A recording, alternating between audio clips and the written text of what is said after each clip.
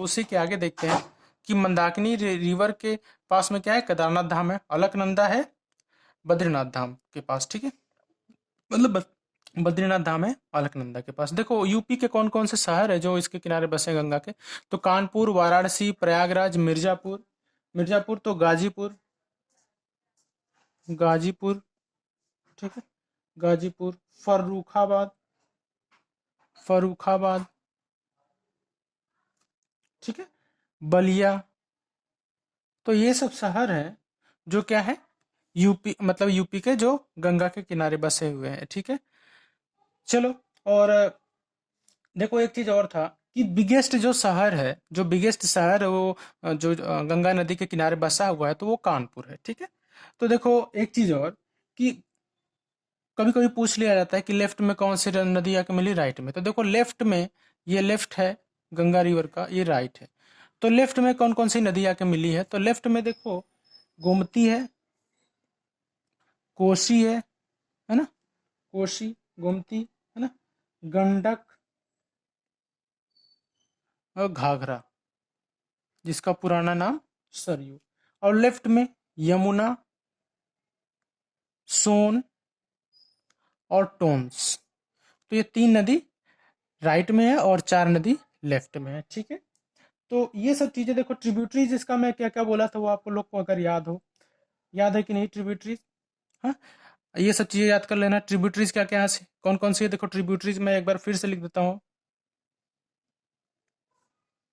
तो मैं एक दो क्लास के बाद आप लोग को बताऊंगा यहाँ इसके ऊपर कौन कौन सा डैम है। ट्रिब्यूटरीज देखो मैं क्या बताया था, देखो 7 तो यही हो गया, गोमती, कोसी, गंडक, घाघरा, यमुना, सोन, टोन्स। देखो आपको पूछा जाए कि क्या बेतवा नदी गंगा का मतलब गंगा की ट्रिब्यूटरी है, नहीं भाई, ये किसकी ट्रिब्यूटरी है, यमुना की। चंबल भी यमुना की ट्रिब्यूटरी है। सोन है, अच्छा देखो बेतवा और सोन के बीच में एक, ये समझ लो बेतवा है और ये सोन है।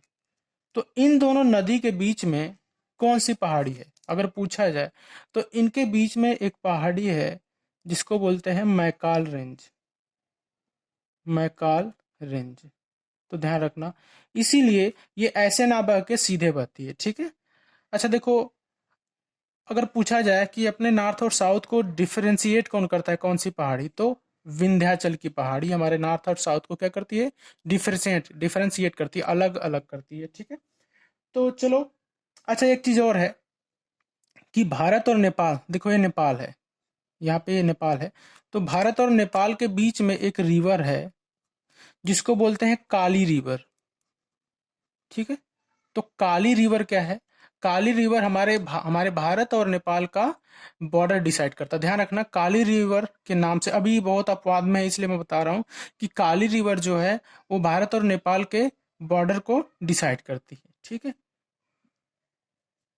देखो कुछ चीजें और देख लेते हैं। जो देखो चंबल रिवर है, ये जो चंबल रिवर है ये कहाँ से निकली है, इंदौर से, इंदौर एमपी से।